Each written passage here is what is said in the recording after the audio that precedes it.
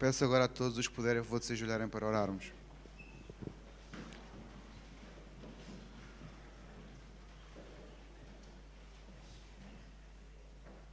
Senhor nosso Deus, como te poderemos alguma vez agradecer por aquilo que fizeste por nós, Senhor, ao morrer na cruz, por aquilo que fazes a cada segundo da nossa vida, Senhor, dando-nos a maravilhosa graça, Senhor, de estarmos vivos.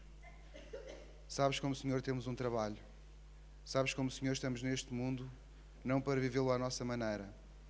Vem, Senhor, nos ajudar para que possamos ter humildade suficiente de nos pormos nas Tuas mãos, ao Teu serviço, para que, Senhor, possamos, por toda a nossa vida e também, Senhor, na eternidade, te continuarmos a agradecer pelo Teu amor infinito. Em nome de Jesus. Amém.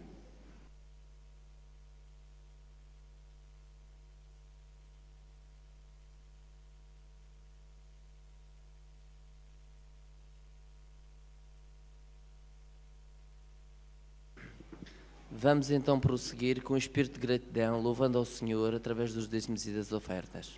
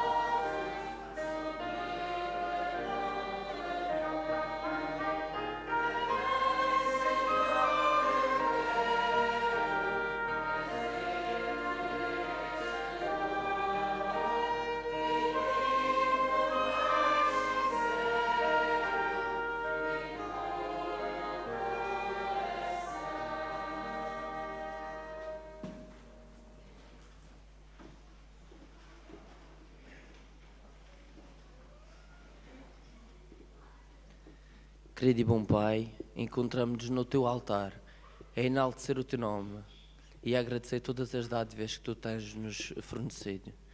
Agora, com a devolução dos dízimos e das ofertas, queremos também Te pedir que Tu possas limpar o nosso coração e pô-lo sempre com sinceridade quando vemos à Tua casa. É o que Te pedimos em Teu nome. Amém.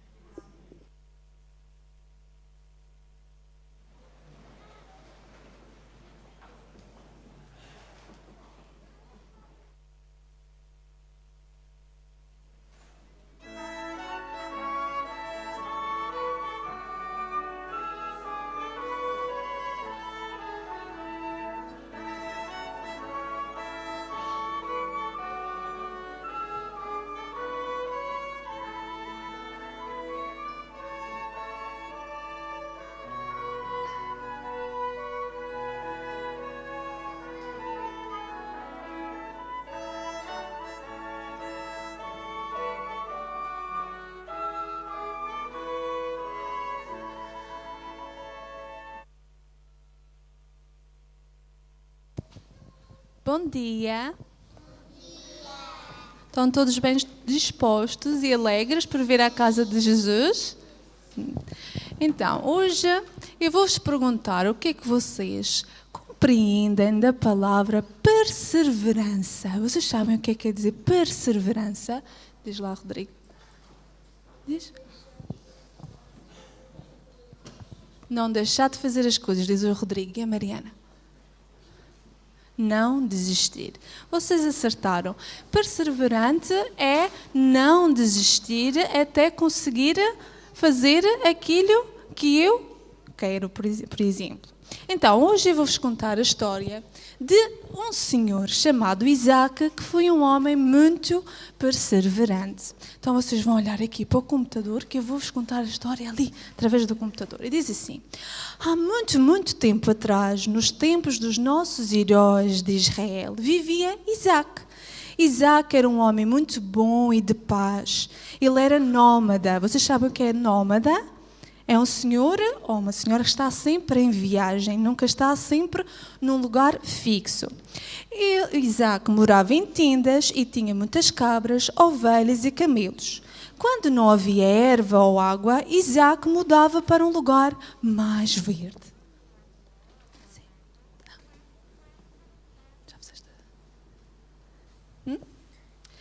Certa altura, houve uma grande seca e os animais e as pessoas começaram a passar fome. Então Isaac planejou ir viver para o Egito, como o seu pai Abraão havia feito há muitos anos atrás. Mas Deus apareceu-lhe em sonho e disse para ele ficar mesmo ali, pois esta era a terra prometida e Deus abençoaria. Isaac então obedeceu ao pedido de Deus e ficou num lugar chamado Gerar, que fica em Israel. Quando ele lá chegou, encontrou um poço que os servos do seu pai Abraão haviam cavado nos tempos em que ele ainda era vivo. Mas que tristeza ele sentiu quando ele olhou para o poço e viu que ele estava todo entupido com muita terra. Então Isaac pensou: vou recuperar este poço e vou até dar o mesmo nome que o meu pai lhe deu. E Deus abençoou Isaac e ele conseguiu encontrar mais tarde água. E em vez de guardar os grãos que ele tinha para comer, Isaac arriscou e plantou uma boa parte das sementes. E vocês sabem o que é que aconteceu? Ele teve razão em plantar as sementes. Isaac foi abençoado e conseguiu colher 100 vezes mais alimentos. Não demorou muito para que os povos que moravam ali começassem a ficar com inveja de Isaac. Abimeleque, que era o rei dos filisteus, ficou com medo da força de Isaac, pois ele tinha muitas posses, muitos animais e muitos servos. Então o rei pediu para Isaac sair daquela terra. E Isaac, como era um homem de paz, resolveu sair e começou tudo de novo noutro lugar. Então Isaac pegou nas suas coisas e foi morar mais adiante, num lugar chamado Vale de Gerar, que fica num lugar muito deserto e seco. E Isaac pensou: aqui não tem ninguém, então não vamos incomodar. Até estou curioso para saber o que Deus está nos reservando. Naquele vale, Isaac e os seus servos cavaram outro poço e encontraram uma mina de água e ficaram muito felizes, porque achar água num lugar seco e deserto é muito valioso, não é? Certo dia, os pastores que costumavam andar naquela região onde Isaac foi morar começaram a discutir com os pastores de Isaac, dizendo que aquela água era deles e não de Isaac. Assim sendo, Isaac chamou aquele poço o poço de discussão e foi mais à frente cavar outro. Mas ali também houve discussão e então Isaac pôs o nome dele o poço da inimizade. Entretanto, Isaac não perdeu a sua fé na promessa que Deus havia lhe feito e mudou-se novamente para outro lugar e abriu outro poço. Desta vez não houve discussões e assim ele batizou aquele poço de lugar espaçoso, porque agora Deus lhe havia dado um lugar onde ele pudesse viver em paz. Passaram-se alguns anos e um dia Isaac resolveu novamente mudar para outro lugar, porque ele era nómada. E desta vez ele foi morar num lugar chamado Seba. E lá Deus apareceu novamente em sonho a Isaac e disse-lhe: eu sou o Deus de Abraão, o teu pai. Não tenhas medo, pois eu estarei contigo e farei com que os teus descendentes sejam muitos. Depois de Deus falar com Isaac, o que é que Isaac fez? Ele construiu, estão a ver?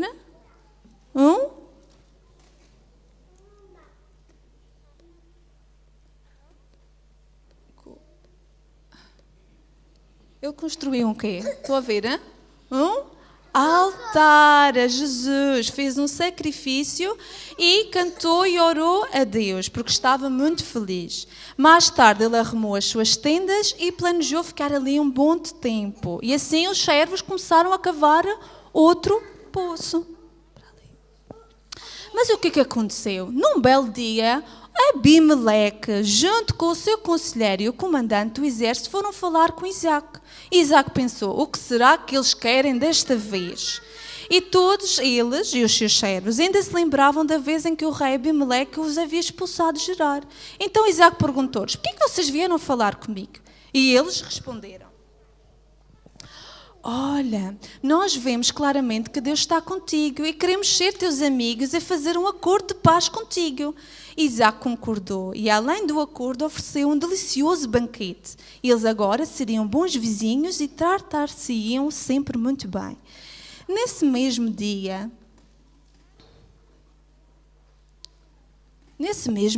o que aconteceu? Os servos de Isaac tinham ido cavar um poço, eles encontraram o quê? O que vocês acham?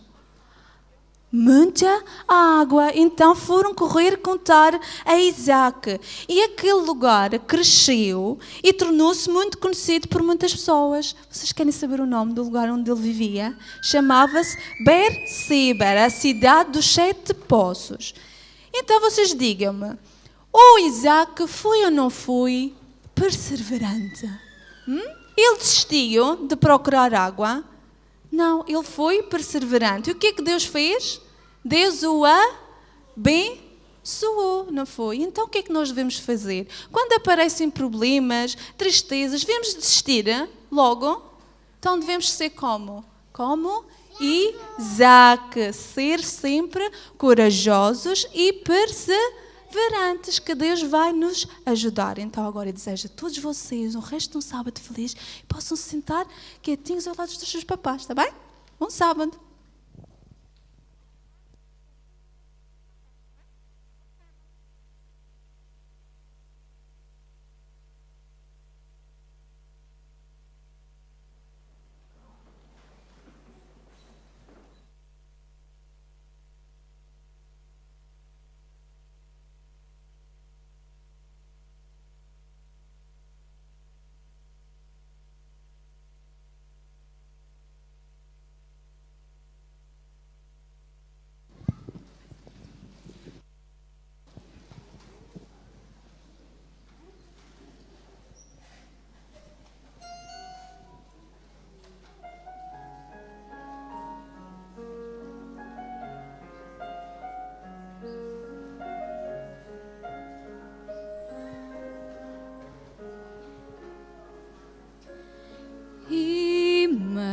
Imagino a dor de Eva e Adão ao saírem do jardim que era o seu lar. Tudo agora mudou.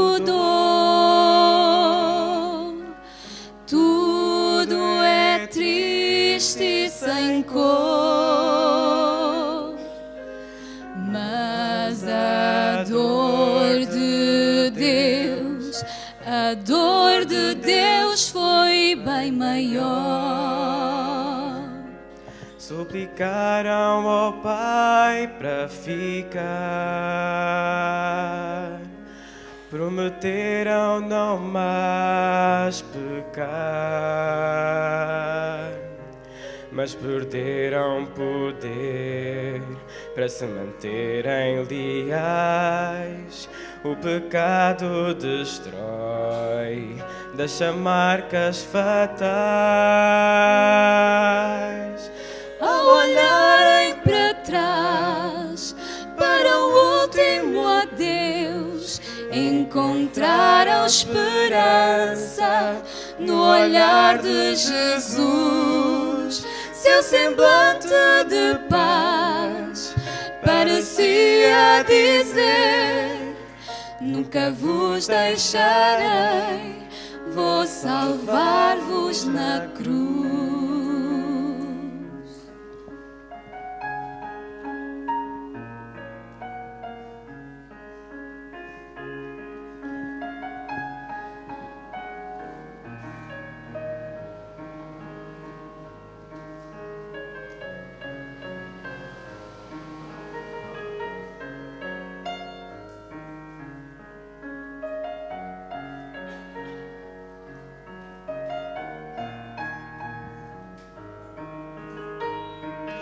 Há esperança também para ti e para mim. Se hoje um pecado te afastou de Jesus, seu semblante de amor continua a dizer: nunca te deixarei, morri por ti na cruz. Há esperança também para ti e para mim. Se hoje um pecado te afastou de Jesus, seu semblante de amor continua a dizer: nunca te deixarei, nunca te deixarei, nunca te deixarei, morri por ti na cruz.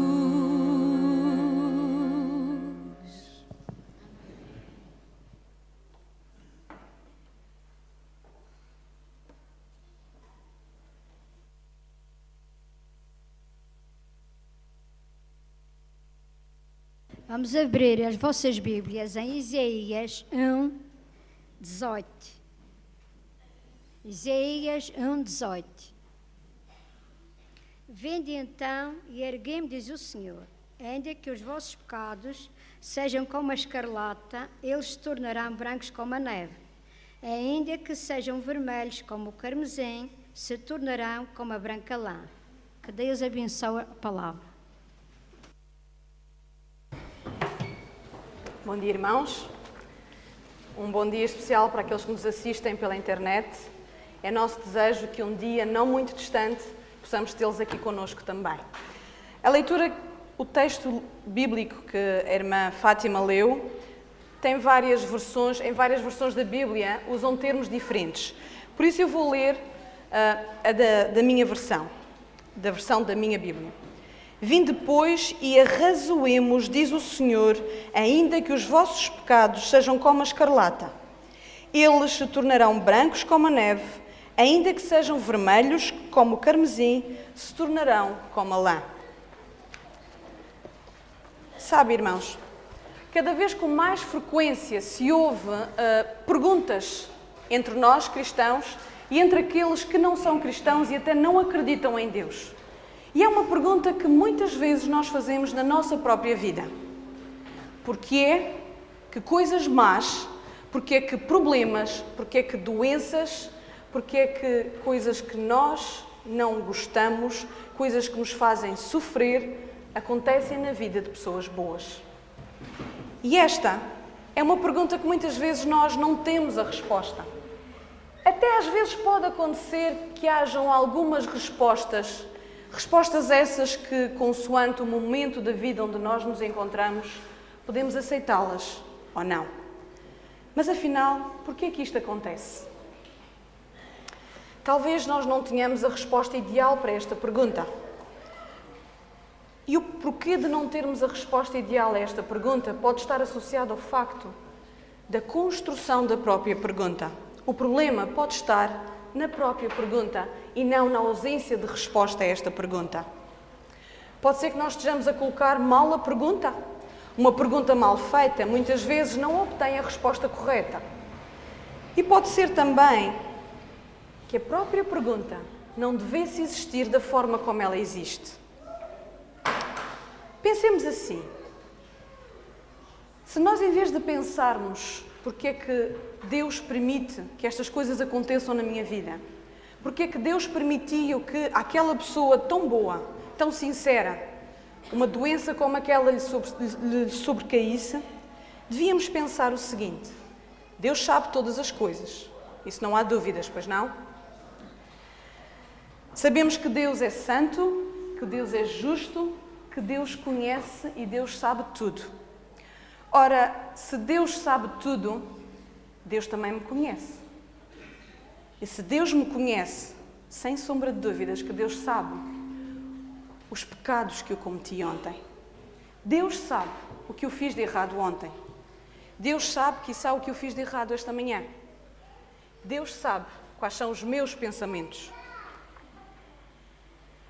Deus sabe quem é que eu sou. Deus sabe aquilo que eu faço, mesmo quando ninguém vê. Então, mas se Deus sabe tudo isso, por que é que Deus não me destrói? Por que é que Deus não acaba com tudo isso? Porque será que às vezes achamos que o juízo de Deus demora tanto? Porque é que, de uma forma ou de outra, o juízo de Deus tarda a chegar na nossa vida? Sabem que uma das notícias mais pesadas que a Bíblia tem, embora não pareça, uma das notícias mais aterradoras que a Bíblia deixa e que a Bíblia declara, é que Deus é bom. Sem sombra de dúvidas, Deus é bom. E que pode um Deus bom e justo fazer com seres pecadores como eu e como vocês? Se Ele é justo e bom, nós o que somos? Injustos e maus. O que é que Ele deverá fazer connosco? Qual é o salário do pecado? É a morte. Então o Senhor deverá fazer o quê? Destruir-nos, acabar com o pecado. Mas afinal, por que é que ainda estamos vivos? Por que é que continuamos na nossa vida errando, pecando, sendo injustos, sendo maus uns para com os outros, e o Senhor continua a nos dar o fôlego da vida? Sabem, nós somos precisamente o oposto do caráter de Deus. Deus é puro, nós somos impuros. O nosso coração está cheio de malícia, de ódio, de orgulho e de egoísmo. Somos o extremo oposto ao caráter e ao coração de Jesus. E ainda assim, este Deus justo e bom nos protege. Amém por isso. Amém porque o Senhor nos protege. Só há uma coisa que nós somos merecedores vindo de Deus. Sabem o que é? A sua ira, a sua justiça. Mas nós, na nossa vida, queremos duas coisas. Por um lado, queremos que o Senhor seja omnipotente, mas não queremos que Ele seja soberano. Queremos que Ele use a sua omnipotência da maneira que nós queremos, da maneira que nos convém, da maneira que achamos que é justo à nossa maneira de ser. Nós queremos que Deus use a sua omnipotência para Ele cumprir os nossos planos neste mundo. Então, perguntamos e pedimos a Deus para que Deus acabe, por exemplo, com a fome em África. Pedimos e queremos que Deus, na sua omnipotência, acabe com toda a miséria no mundo, com toda a injustiça no mundo. Queremos ter todo o poder de Deus à nossa disposição e querer que quem determina as coisas que Deus faz sejamos nós. Nós temos dificuldade em aceitar e em compreender a verdadeira soberania de Deus, quer na nossa vida, quer em todo o universo, quer na história deste mundo. Deus é soberano, irmãos. Até o último ar que nós acabamos de respirar neste preciso instante não é nosso. Nada nos pertence. Até o ar que nós respiramos pertence a Deus. E sabem, nós não podemos devolver o ar que respiramos a Deus. Não há como fazê-lo. E quando nós pegamos numa coisa que não é nossa, quando nós usamos algo que é nosso sem autorização, quando nós pegamos em algo que não é nosso e não devolvemos, que nome damos a isso? O que é que estamos nós a fazer? Não temos como devolver este ar que respiramos. Mas mesmo assim, queremos definir o que é que Deus vai fazer com a sua omnipotência. Parece que queremos que Ele cumpra a nossa vontade. E a vontade dEle é deixada de lado. Não importa a vontade do Senhor. Não importa aquilo que Ele realmente quer. Parece que a sua vontade é desprezada totalmente por nós. A vontade de Deus é deixada lá num cantinho, bem quietinha, como se de nada importasse. Importa o que eu quero. Senhor, quantas vezes começamos a nossa oração? Senhor, eu quero isto. Senhor, eu quero aquilo.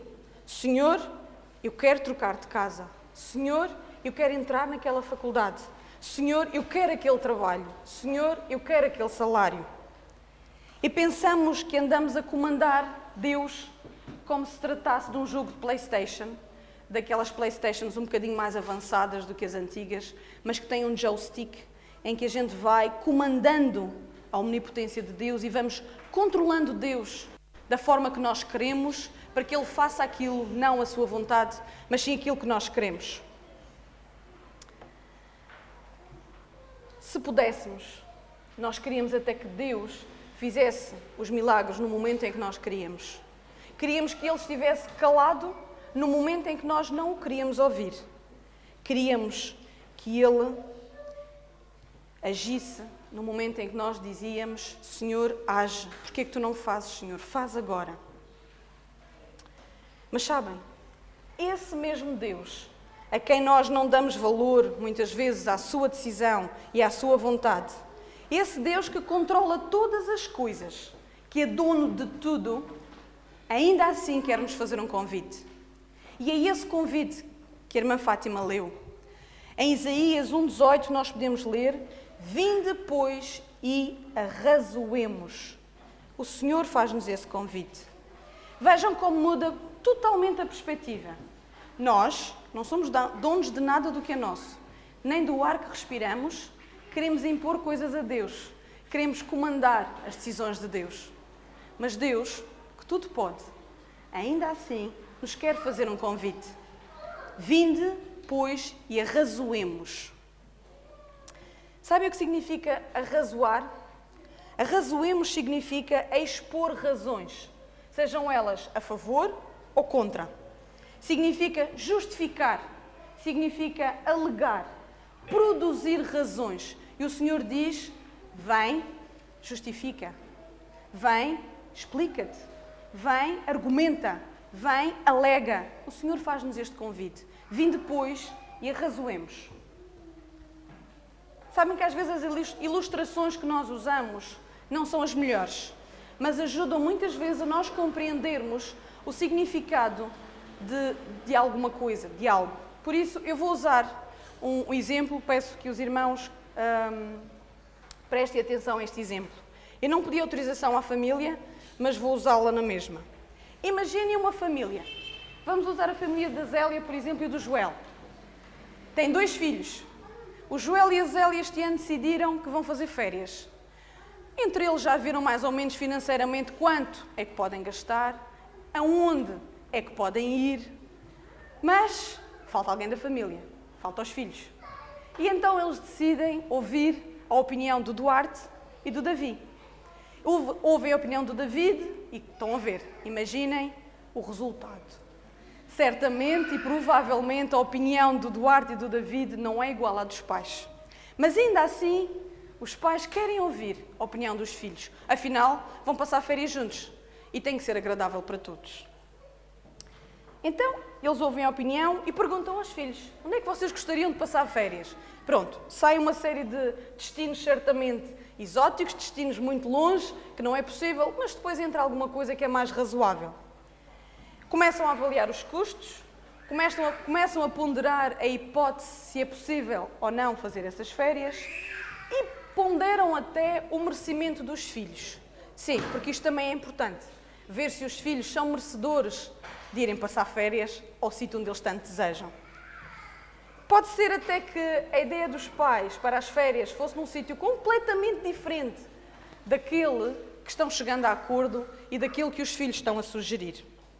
Mas sabem, em função do argumento dos filhos, nós muitas vezes mudamos as nossas ideias. Até podem ser argumentos infantis, argumentos de uma criança de 7 anos, como o David. E esses argumentos podem apresentar o seu desejo pessoal. E a vontade dos pais mais não é do que ver os seus filhos felizes. A vontade dos pais mais não é do que ver a alegria transbordar no rosto dos seus filhos. E se isso não tem mal nenhum, se isso não fere nenhum princípio, nenhum valor, e se é uma bênção para a vida dos filhos, por que não mudarmos de ideias? Por que não os pais mudarem de ideias e fazerem e mudarem os seus planos facilmente para os planos dos filhos? Será que Deus faz o mesmo comigo e convosco? Será que Deus tem um plano traçado, não para as nossas férias, mas para a nossa vida? Será que Deus tem um plano bem definido para cada um de nós? E se nós formos falar com Ele e lhe dizermos que se calhar aqueles planos não são aqueles que nós queremos? E se nós dissermos-lhe, Senhor, não estou a entender, não percebo porque é que tu queres isto na minha vida, não percebo o caminho que tu queres que eu siga, porque é que tu queres que eu vá por aí? Eu não quero ir por aí, Senhor. Será que o nosso Deus, como um pai amado que é, não quererá a alegria dos seus filhos? Se isso for bom para nós, será que Deus não irá, de alguma forma, mudar os seus planos? Sabem, Deus pode mudar de ideias, assim como um pai pode mudar de ideias em relação a um argumento de um filho de 7 anos. É claro que a distância intelectual entre um pai e uma criança com 7 anos e a nossa distância intelectual entre nós e Deus não é possível comparar. Não há hipótese nenhuma de nós podermos comparar essa distância intelectual. Mas sabem, mesmo assim, Deus nos dá espaço para o diálogo. Deus nos dá espaço para conversarmos com Ele. E há pessoas que vivem em 2 extremos. Por um lado, há pessoas que acham que Deus, este Deus soberano, este Deus omnipotente, está tão longe, tão longe, tão longe de nós, que não nos é possível ter qualquer relação com Ele. Ele está tão longe, está demasiadamente ocupado para prestar atenção aos meus problemas. Por isso, algumas pessoas arranjam intercessores, arranjam intermediários para chegar até Deus. O que é que Deus nos diz? A Bíblia diz-nos que só há um caminho para chegarmos até Deus. Eu sou o caminho, a verdade e a vida. Esse caminho é Jesus. Não há mais nenhum intercessor entre nós e Deus. Apenas Jesus. Jesus é o nosso intercessor perante Deus. Jesus é o único caminho que nos pode fazer chegar até Deus. Por outro lado, existem outras pessoas. Existem pessoas que acham que Deus está tão próximo, tão próximo, tão próximo deles, que se calhar podem tratá-lo como o seu colega de escola, podem tratá-lo como o seu colega de trabalho, sem qualquer respeito, com todo o desrespeito. Passamos de um extremo ao outro. Aqueles a quem Deus está tão longe que é preciso intercessores, para outros que acham que é uma banalidade de Deus. E Deus é alguém, não importa, não tem interesse. É alguém tão próximo, que nós podemos até desrespeitá-lo.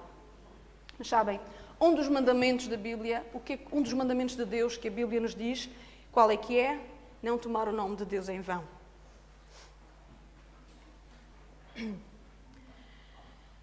Tem que haver, irmãos, um equilíbrio. E é um equilíbrio entre o Deus longínquo e aquele Deus que está tão perto. Tem que haver, e há esse equilíbrio, há um meio termo. Eu gostaria esta manhã de vos mostrar alguns exemplos bíblicos de pessoas que ousaram. Mas vejam, não estou a falar de ousadia banal, não estou a falar de ousadia vulgar.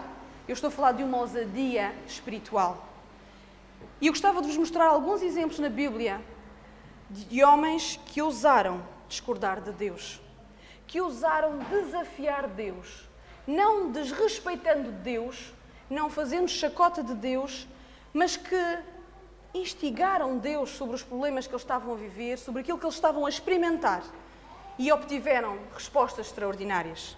E a primeira eu gostava que abríssemos as nossas Bíblias em Salmos, capítulo 44. Salmos, capítulo 44, no versículo 23 e 24. Diz assim: Desperta, porque dormes, Senhor, desperta, não nos rejeites para sempre, porque escondes a face e te esqueces da nossa miséria e da nossa opressão. O salmista aqui está a transmitir o desespero, o clamar dos filhos de Coré. Eles estavam pura e simplesmente apresentando uma queixa a Deus. Nós sabemos que Deus nunca dorme. Os filhos de Coré também sabiam que Deus não dorme.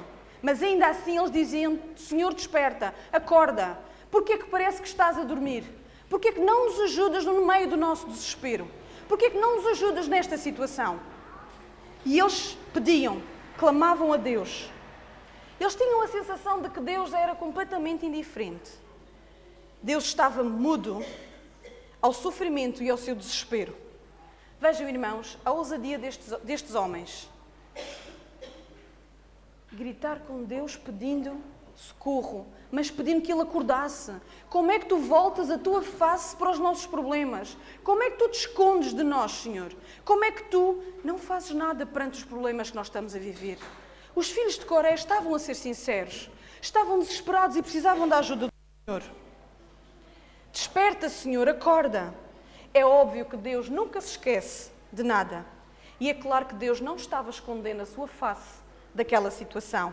Mas essa era a situação que os filhos de Coré estavam a sentir. Essa era a sensação que eles tinham, que tinham sido abandonados por Deus.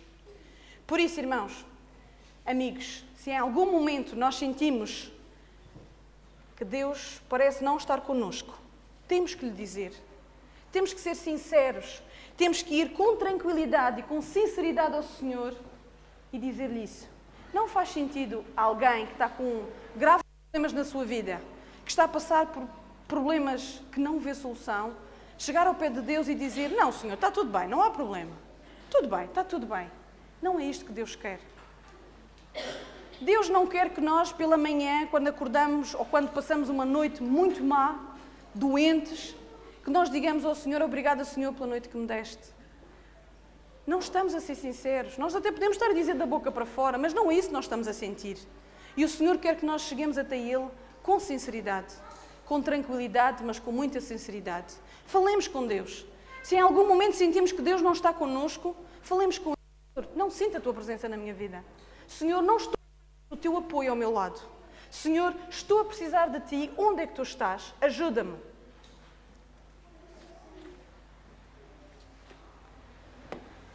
Se estamos, irmãos, sofrendo, se nos sentimos indignados, se estamos às vezes até decepcionados com Deus, temos que dizer isso a Ele. Não nos podemos fechar, não nos podemos restringir ao nosso sofrimento e dizer: Senhor, eu vou aceitar. A aceitação tem que vir, e a aceitação virá e deverá acontecer, mas depois de termos arrazoado com Deus, depois de, entre aspas, termos lutado com Deus. E isso nos é facultado. Deus nos dá o direito de nos aproximarmos dEle. Deus nos dá o direito de, com respeito, lhe apresentar a nossa discordância. Outro texto. Nós estudamos no trimestre passado, na escola sabatina. Abacuque. Vamos ver Abacuque 1, 2 e 3. Abacuque, o profeta escolhido por Deus. Vejam o que diz Abacuque ao Senhor. Abacuque, capítulo 1, versículo 2 e 3. Até quando, Senhor, clamarei eu e Tu não me escutarás? Gritar-te-ei violência e não salvarás? Porque me mostras a iniquidade e me fazes ver a opressão, pois a destruição e a violência estão diante de mim. Não há contendas e o litígio se suscita. O que estava Abacuque a fazer? Estava a apresentar as suas queixas, estava a apresentar o seu desalento. Estava a perguntar a Deus, porquê? Até quando? Até quando que isto vai continuar assim? Na verdade, Abacuque estava indignado. Imaginem, a ousadia de Abacuque. Um profeta escolhido por Deus e vai dizer a Deus, até quando vais continuar com isto? Porquê é que eu clamo e tu não me ouves? Porquê é que tu não fazes nada? Deus fez Abacuque entender o que estava a passar. E a verdade é que nós também podemos apresentar as nossas queixas ao Senhor. Senhor, porquê é que eu não consigo alcançar a vitória neste meu pecado? Senhor, porquê é que eu não consigo louvar-te da forma que eu quero louvar-te? Senhor, porquê é que eu não estudo a Tua Palavra como eu quero estudar a Tua Palavra? Senhor, porquê é que eu quero e peço e tento transformar o meu caráter para ser mais semelhante ao Teu e não consigo? E quando nós começamos a questionar-nos com Deus, quando nós começamos a dialogar com Deus, vamos certamente compreender o que está errado, vamos compreender o que é que não está bem. E começamos aí a ter um relacionamento. Começamos a ter um relacionamento com Deus. Vamos ver mais um texto. Êxodo 32. Êxodo capítulo 32.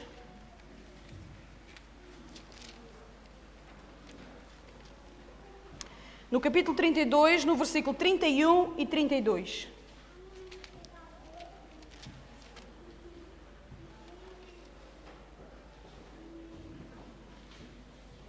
Moisés, vamos ver. Tornou Moisés ao Senhor e disse: Ora, o povo cometeu grande pecado, fazendo para si deuses de ouro. Agora, pois, perdoa-lhe o pecado, ou senão, risca-me, peço-te, do livro que escreveste. Moisés está a dizer a Deus: eu sei, Senhor, o povo pecou e pecou gravemente. Construiu deuses de ouro. O povo pecou contra a tua lei. O povo pecou contra ti. Mas, Senhor, agora peço-te, perdoa-os. E se tu não perdoares o povo, Senhor, por favor, então risca-me do livro da vida. Eu não quero estar no livro da vida. Porque se eles se perderem, eu também quero me perder. Grande ousadia de Moisés. Nos dias de hoje, se fôssemos nós a dizer isto a Deus, não seria ousadia. Seria outra coisa bem mais feia. Seria falta de consciência, seria desrespeito, seria uma audácia. Seria, com certeza, soberba, seria muito orgulho se disséssemos isto a Deus. Mas Moisés estava a ser sincero. Moisés estava intercedendo pelo povo. Moisés não queria perder o povo. Moisés não queria que o povo se perdesse. E então ele pede a Deus: perdoa-lhes, Senhor, porque se tu não os perdoares, então eu também não quero ser perdoado. Eu também não quero ser salvo. Eu quero ficar com eles. Moisés estava intercedendo pelo povo da mesma forma que Cristo intercede por nós. Da mesma forma que Jesus Cristo é o nosso intercessor.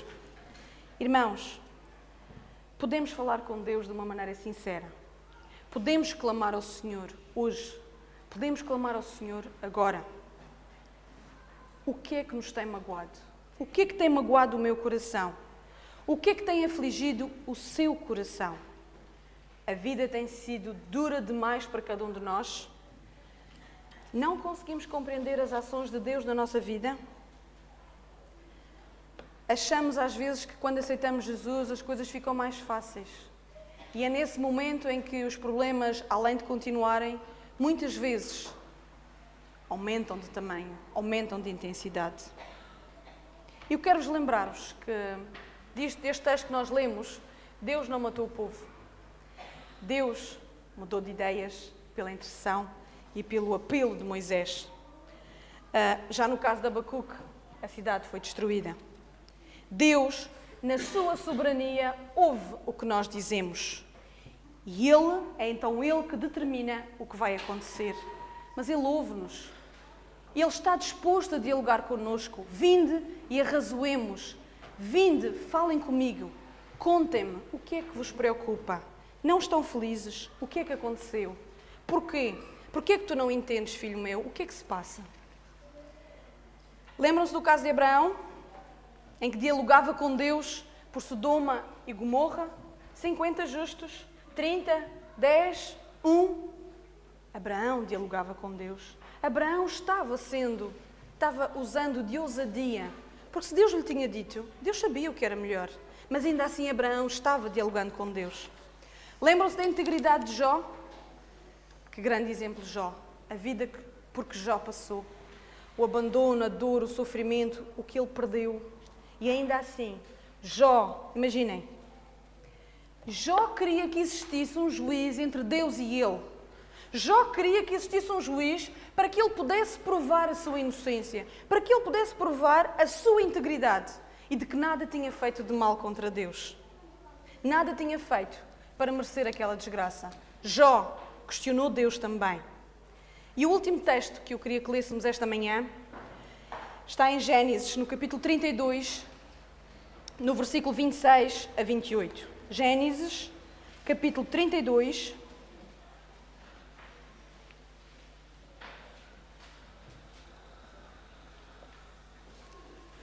versículo 26 a 28.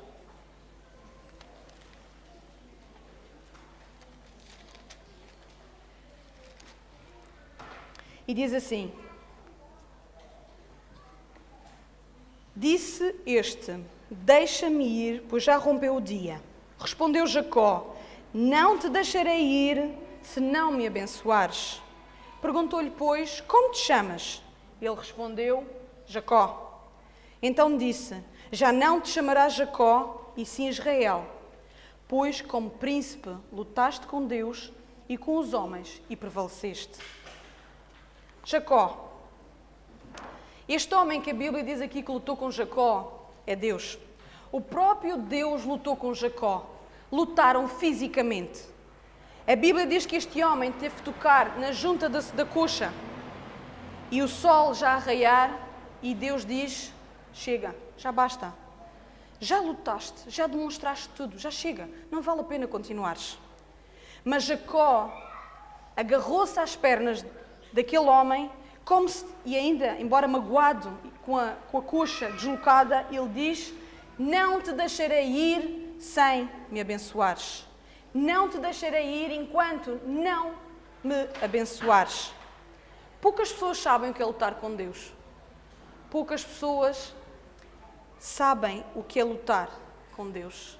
Sabem o que é passar 12 a 13 horas em oração e em jejum por causa de um motivo apenas, por causa de uma única situação. Esta é uma das nossas formas de lutar com Deus.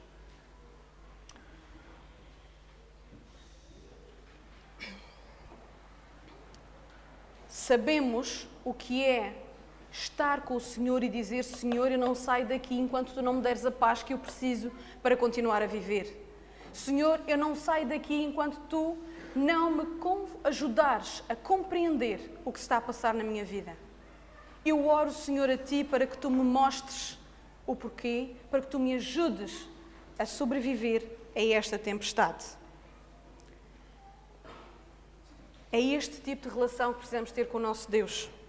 E só assim podemos ter a ousadia espiritual, irmãos, de nos aproximarmos do Senhor e dizer: ó Senhor, eu não concordo com o que estás a fazer na minha vida. Ó Senhor, eu não concordo com esse plano. Talvez Deus respeite a nossa opinião, mas faça a vontade dEle. Mas ainda assim nós tentamos. Talvez Deus mude os seus planos. Talvez Deus nos mostre o porquê de estar a acontecer estas coisas na nossa vida. Talvez Deus nos traga a paz que nós tanto precisamos no nosso coração. Se não concordamos com aquilo que está a acontecer na nossa vida, irmãos, o nosso papel é ser sinceros, é orar, é conversar com Deus e dizer: Senhor, eu não entendo. Senhor, eu não consigo aceitar. E esta é uma luta pessoal. É uma luta que eu não posso lutar pelo Dan, nem o Dan pode lutar por mim. É uma luta que cada um de nós vai ter que lutar sozinho. É uma luta que cada um vai ter que passar sozinho. É hora de nos aproximarmos de Deus, Ele que pode todas as coisas, aquele que é soberano, mas que ainda assim resolve olhar para nós e resolve dizer: tu pensas a respeito disto? Não estás feliz? Não compreendes o porquê disto acontecer? Olha ali, lembras-te? Olha aquela situação.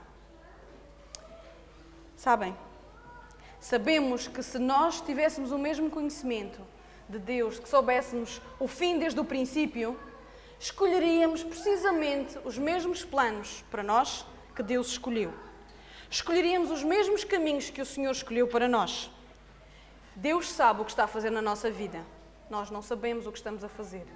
Nós não sabemos, às vezes, o que Deus está a fazer na nossa vida. Nós não entendemos, mas Deus entende. Estamos a sofrer, Deus também está a sofrer. Mas se Deus está a permitir alguma coisa na nossa vida, Deus sabe, Deus ouve e Deus vê. Ele conhece e tem as suas razões. Que nós possamos chegar a cada dia com sinceridade aos pés do nosso Senhor, dizendo: Senhor, ajuda-me a entender. Senhor, ajuda-me a aceitar. O que eu quero fazer é isto. O meu desejo é este. A minha vontade é esta. Mas, ó Senhor, ajuda-me a aceitar não a minha, mas a tua vontade. Ajuda-me a aceitar na minha vida os teus planos e não os meus. Ajuda-me, Senhor, a compreender tanta coisa que eu não entendo. Que esta possa ser uma verdade nas nossas vidas. E o nosso pedido e a nossa oração desta manhã é que o Senhor nos ajude a sempre sermos sinceros com Ele. Que o Senhor nos ajude a cada dia a podermos ter de ousadia espiritual. Amém.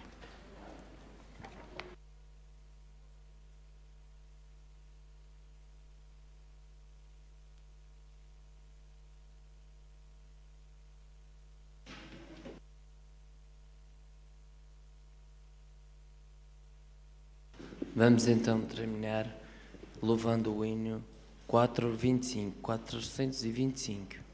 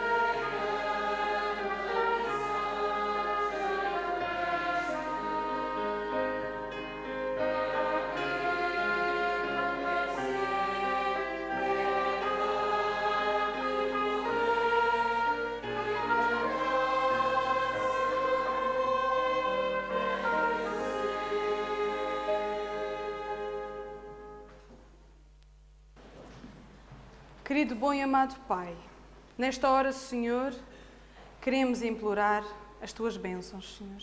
Queremos implorar a Tua compreensão para a nossa incompreensão, Senhor. Queremos Te pedir, Senhor, que Tu possas trazer a paz, a serenidade e a esperança que todos precisamos no nosso coração. Ajuda-nos, Senhor, a ser sinceros contigo. Ajuda-nos, Senhor, a compreender e a dialogar contigo por forma a percebermos que os teus planos são bem melhores do que os nossos. Leva-nos, Senhor, sãos e salvos até os nossos lares. Dá-nos um resto de sábado deleitoso na companhia dos teus santos anjos. É tudo o que pedimos, Senhor, mas não que mereçamos. Em nome do teu Filho amado, Jesus. Amém.